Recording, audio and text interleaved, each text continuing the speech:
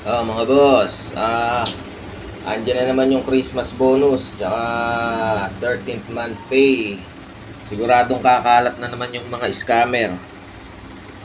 Yan. Tandaan nyo yung regulator na to, yung inaalok nila ng 5,000. Tapos, maghahanap ng senior citizen para daw may discount.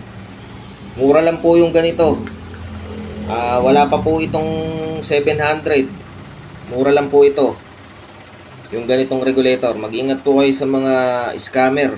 Huwag po kayong basta-bastang nagpapapasok sa mga bahay nyo na kahit po may ID, nasasabihin mag-check po sila ng mga tangke nyo. Wala pong ganun.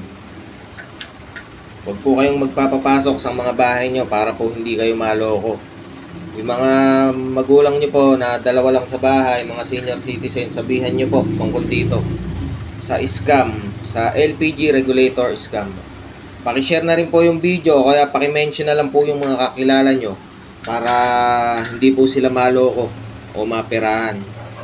Binebenta po nila to halagang 5,000, 7,000 hanggang 2,500. Huwag nyo pong papapasukin yung mga scammer sa inyong pamamahay.